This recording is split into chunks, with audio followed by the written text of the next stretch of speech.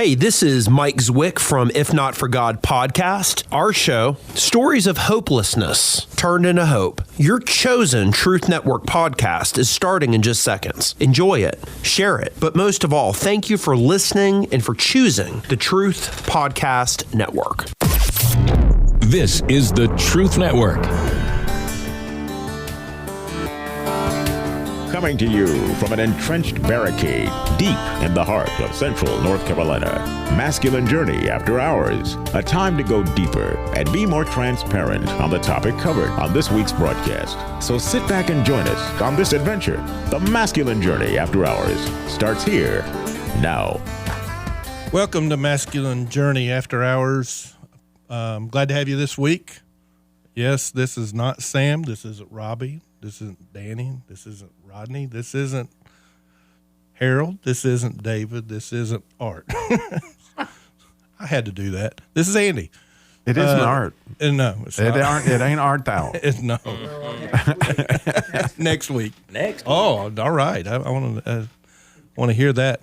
But we're coming back at you. Oh, my bad. It's not Sam. I think we said that, but Sam's with us on the phone. He's working remote, right, Sam? Yep, I'm here. Yep. Glad to be with you guys, at least this part. Anyway. But anyway, this week we're just continuing on our series on the stages of the masculine journey. And Robbie, what are we on this week? Well, we did Boyhood, Yep. right? And then we did Cowboy Ranger. And so today we're up to Warrior, which is, the later teens and to beyond, right? Yeah. As far as you want to go, we will have a chance to battle for things. And when you agree, Harold, clear into your 120, 30, what?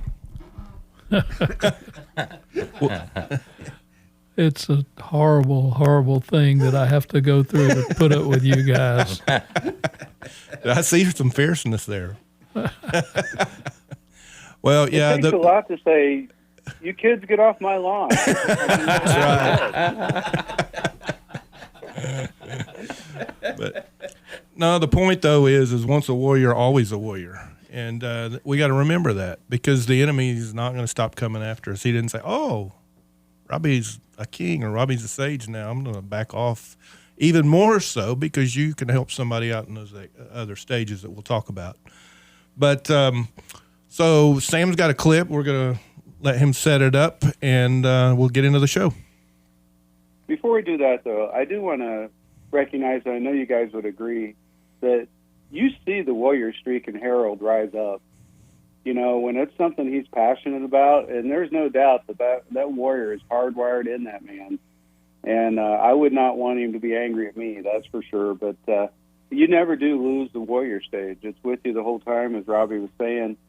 My clip is from a movie called Kingdom of Heaven. Not one of my favorite movies, but this is one of my favorite clips. I really do like this clip, and what we have in it is you have a young man, late warrior, well, there is no late warrior stage, so mid-20s maybe, that's been raised as an orphan. All of a sudden, this guy comes into his life, says he's his dad, wants him to go on an adventure. He says no. The dad leaves. Some things transpire, and Balian has to leave town quickly and runs after his father. That's the only place he knows where to go. Where we pick this up, Balian's been sleeping on the ground. He got there the night before. His father tosses down a sword and starts teaching him to be a warrior. Pick it up. Let's see what you're made of. His hand is hurt, my lord. I once fought 2 days with an arrow through my testicle.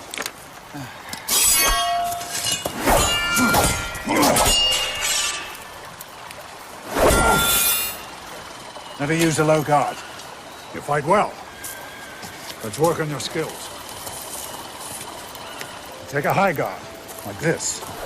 The Italians call it la posta di falcone, the guard of the hawk. You strike from high, like this. Do it. Sword straighter. Come on. Leg back, bend your knees. Sword straighter. Defend yourself.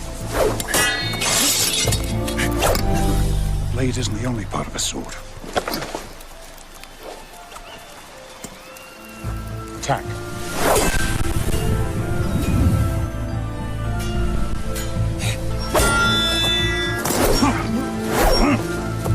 I have your leave.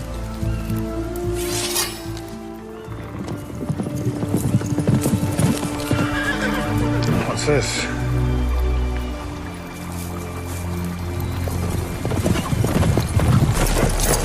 Uncle, Have you? you have with you a man, Balian, who killed a priest, his brother. I'm charged by both my father and the Lord Bishop to bring him back. What he says is true. They have the right to take me. I say he's innocent of the charge. If you say he's guilty, then we'll fight. And God will decide the truth of it. My German friend is a close student of the law. Just give him to me. I'll fight you for something else. Uncle, he's a murderer. So am I. Whoever dies here today, you will certainly be among them. Yeah, the clip, what I think is really interesting is, you know, Balian's been training for maybe, like 5 minutes at the most. You know, if it was real time and all of a sudden he's got to use what he's been taught. And that's really our walk as Christian men.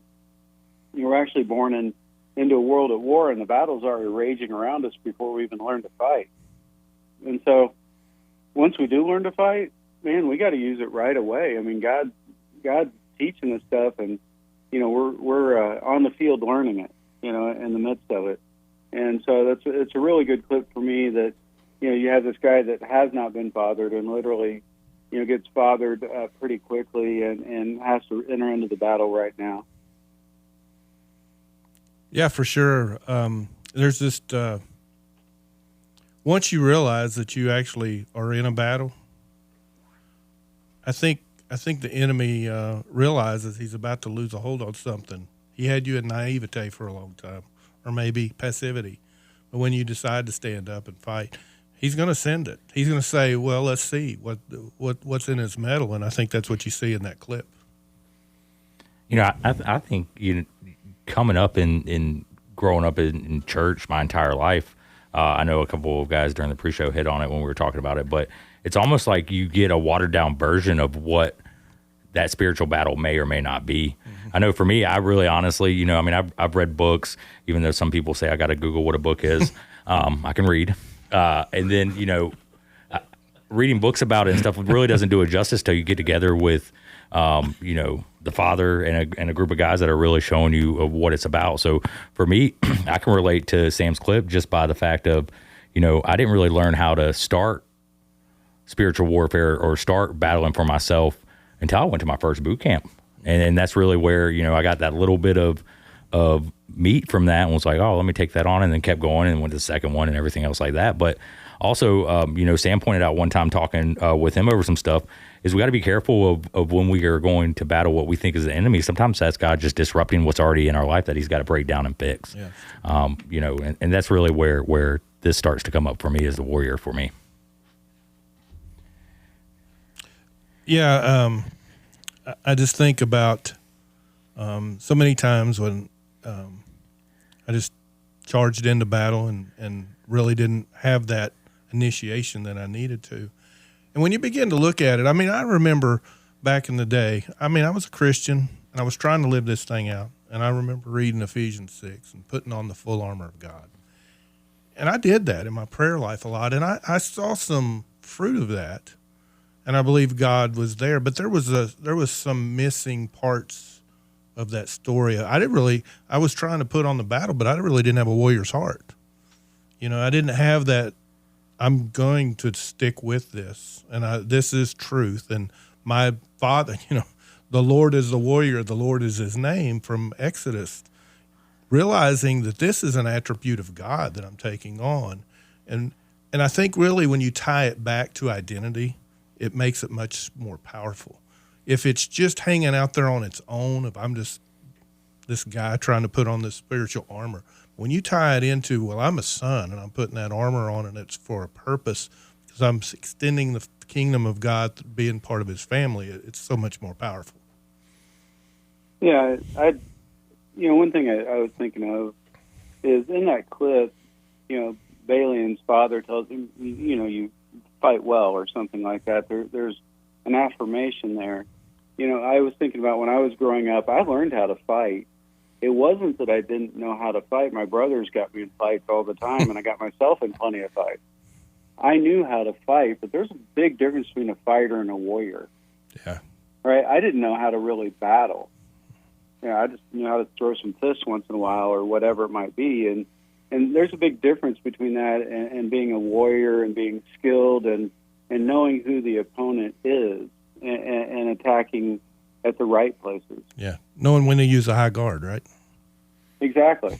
Or as Robbie Yeah, said, and he I'm should still have trying used to figure out how he even walked for 2 days, let alone fought in a battle. I mean, I think he definitely earned his warrior card with that one. I'm just saying. Yeah. So I'm going to go to my clip now. Surprise, it's from Braveheart, and I'm going to stick with it. It's all in there in the Braveheart movie. So, but it speaks to me. I remember whenever before I really got into this message, I remember seeing Braveheart, Gladiator, some of them, and I'd see them on the weekends. And, you're going to work every day, and you're so disconnected from understanding spiritual warfare. But when you saw the movie, something rose up within you, but there was nothing you could really do with it because you weren't in the battle. You didn't really feel like it applied to you. That was just watching something from history.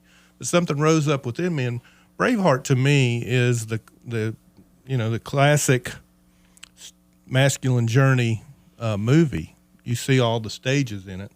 But this warrior, that's really a lot of the focus of the movie is the warrior heart of Braveheart. And we've talked about in his boyhood, his cowboy ranger, how God has come in and shepherded his heart to prepare him for this warrior life that he's going to lead. And as Robbie pointed out as we were discussing this, he's really speaking probably more as a king here because he's leading men, but he still has this warrior heart that inspires other men to go to battle with him, which is like a king, but he's a warrior himself. He doesn't just say go to battle without me.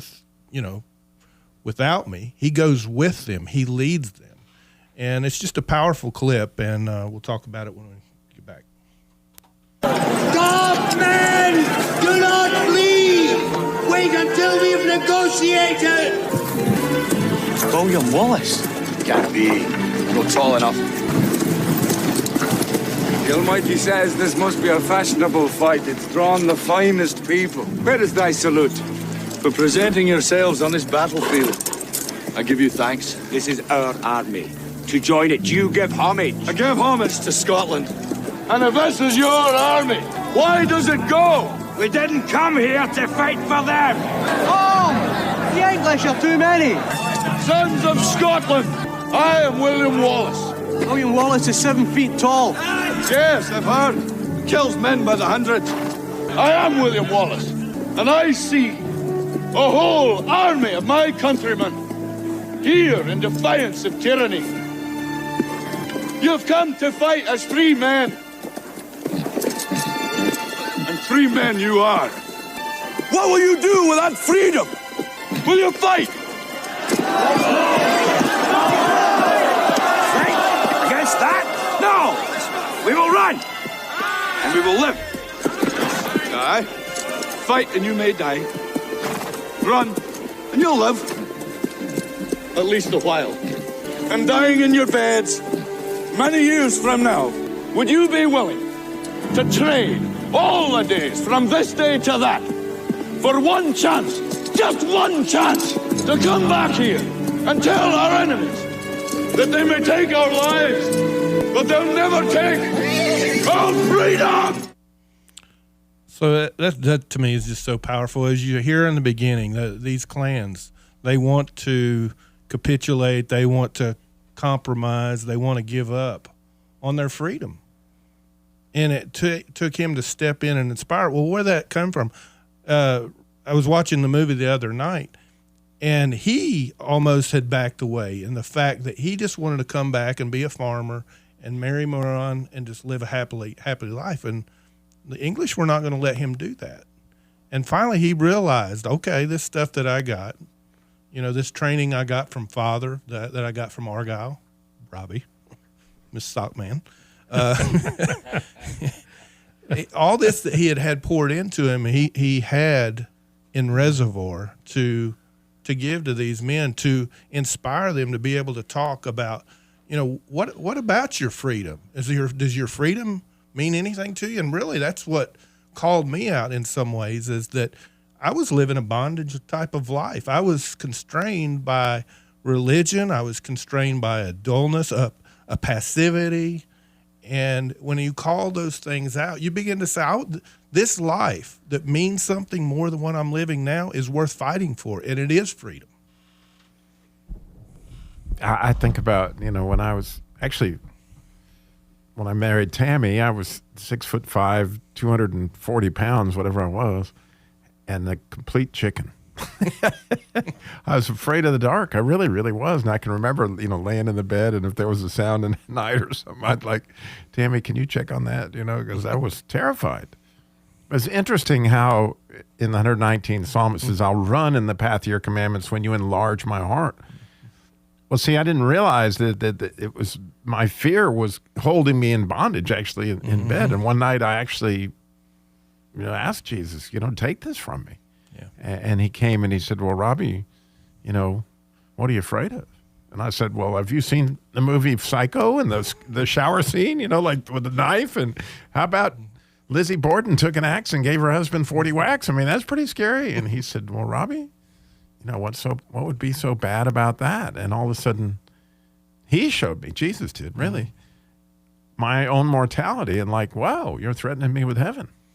Yeah, right? Right. And someday laying in my bed, I was laying there shivering, right? Right? Mm-hmm. Well, fast forward, that was actually at about 1991. Mm-hmm. 93, actually. Well, 2017, I think it was, that I'm laying in my bed and I hear somebody on the roof. I mean, literally, somebody's on the roof walking around. It wasn't Rudolph. And it wasn't Rudolph. And so, man, what did I do? I grabbed a shotgun. I really did. And I'm heading out the door, and my wife's like, should I call the police? I said, you better, because I'm fixed to shoot somebody. And, and so, next thing you know, I cocked the shotgun going out the door, and I hear this guy go, don't shoot. And there was a guy on my roof. And my wife was calling the Winston-Salem Police Department the same moment saying, you better get over here. My husband's got a gun on some guys on the roof. I think he's going to kill him. Well, every Winston-Salem policeman, I think, that was within whatever earshot, because you heard sirens coming from everywhere, coming up and down the street. This dude actually, to finish the story, he got scared. He ran off the roof, And, of course, the Winston-Salem police, they show up on both sides of the street, probably 20 cars and dogs, and they're releasing all this stuff. And they're all like, Mr. Dillmore, calm down. Can you please put the gun on the ground? but what really, I say all that for a couple of reasons. Number one, look what God did between the guy that was shivering in his bed, literally. I mean, that was me. Yeah. I'm not kidding you. To the guy that was out there like, okay, I'm going to protect my family. But the other thing, that my family, they didn't have a lot of respect for the guy that was shivering in his bed. But my wife was like, oh, she was proud of her husband for standing out there with that shotgun on that house. It was a completely different thing, because they see that image of okay, this is a time to rise up, and this is the thing to do. So, if you're going out to the warehouse and there's a little snake, I'm just saying. Ouch. Yeah, Andy, in that clip, God can enlarge your heart about those snakes, David. I'm just saying. I mean, as Danny said, a 12 gauge can take care of those snakes pretty quickly too. So, I mean, either one works for me. Andy, in that clip, I was listening to it, and I listened to it earlier, and we were familiar with that clip, but I could hear God speaking to those men through William Wallace. Yeah. And he's calling us to be warriors. And in my own story, I think I shared a little bit earlier, but I've never viewed myself as a warrior. And I remember growing up, I got a letter from the office of President Ronald Reagan, because I heard, and I didn't know as a kid, what the political ramifications were, but I knew they were going to take prayer out of school. and everybody was talking about it, and it was already in process and that kind of thing. But in my own warrior mind heart, if I write to the big man, he'll stop this. Yeah, right. Yeah. And so I wrote a letter to the president explaining Yeah. to him why we should shut this down. Yeah. And I got, the corporate letter kind of thing. We're glad to hear from the youth of America, that kind of thing. But in retrospect, it was kind of a defeat for me because I did what I thought I was supposed to do, and it failed. Right. And so, the enemy comes after that kind of stuff. Yeah. But, what's funny is that I've been reading, as Barney would say, the Bible chronologically, in a chronological order. And, I was reading in Judges the other day, and, Samson, we always hear about him being a mighty warrior. But the key to the whole thing is it says the Spirit of the Lord come upon him. And, when the Spirit of the Lord is a warrior is his name, comes upon you, there's a time and a place that you rise up and do some Mr. Miyagi on some folks. Right. You know what I mean? That's right. And, be that physical, be it, getting a man off of your roof, getting whatever it is. My job as a man is to protect those around me. Yeah. Wherever that is. And that's something that we write off in church circles is, oh, no, you can't be that way. I got news for you. You come through my window in the middle of the night, I'm not going to ask you how you got to this position in life, and we're not going to have a word of prayer. You might want to. That's right. But those are the things that make us who we are. Yeah. And that's just as much a part of a valiant Christian man as reading your Bible every day. Yep, we're created in the image of God, and the Lord is getting a little warrior. wound up. Yep. No, you're good. And I wanted you to follow that up real quick. What you shared with us this morning, if you don't mind. Do you have that, or you want me to read it? Oh, I got it. Okay. I've tried to read through the sections that are in these masculine journey or in the book Fathered by God. Yeah. And I've tried to read those, and something kind of pops about every time I do it. And so what I threw in there this morning after I get through the shenanigans in here, so it's from Fathered by God. It says the recovery of the warrior is absolutely crucial to the recovery of a man. All else rests on this, for you will have to fight, my brothers, for everything you desire and everything you hold dear in this world. Despite what you feel or what you may have been told, you have a warrior's heart because you bear the image of God, and he will train you to become a great warrior if you'll let him. And, even at 54, I'm realizing that God is coming after that warrior heart that he put in me as a boy. Yeah. Not to be, I don't want to be shot in certain places with an arrow. I mean, just, that's kind of not in my game plan, but the thing is that my prayer this week has been, God, teach me to use the warrior heart you gave me in the spirit that you gave it to me. Yeah. Yeah, definitely. And teach me the low guard. Yeah, right. Teach me the low guard, Lord. Lo, I am with you always. Will you be talking like this? Danny, I appreciate your comment about the guy coming through the window because as a little guy early on in life, I developed that fierce battling spirit just to try to defend myself against the bigger crowd that was always wanting to bully me. But my attitude is similar. It's like, if you want to come into my house like that, send your soul on to God because your backside belongs to me. That's right. Yeah, I mean, just that whole warrior being in us as a kid. I was going to talk about this a little bit in Cowboy Ranger, but I think it's appropriate today. I remember a time when we moved from Missouri to this apartment complex, and all these kids, you just throw them together, and you fight through the day and all. There's one big bully guy, and he was constantly beating up on these other two brothers. And he didn't pick on me as much. I was a little bit bigger, but he got under my skin. Well, he picked on them one day, and something rose up within me. And I was like, I'm fighting back. And he jumped on my back, and I flipped him. And, when you flip somebody and they hit and it knocks the air out of them, you pretty much won. I didn't stick my foot on his chest, but pretty much it was done after that. And it was really weird. I still it's hard to, I don't know, articulate, but it's like the Spirit of God came over me. And I knew that I hadn't been living for God. And I started almost like, just saying, I don't know, I said a lot of spiritual things, but I was also mixing in some curse words at the time because it was really, the adrenaline was pumping. To me, it's more of that heart that's not been trained in battle, but it was still that Spirit of the Lord that you were talking about that came upon Samson, and it was righteous. I didn't persist in that, but again, that was one of those moments where I felt like I was doing the righteous thing. And there were other times. My dad had always wanted me to stick up and not, pick on people, but defend them.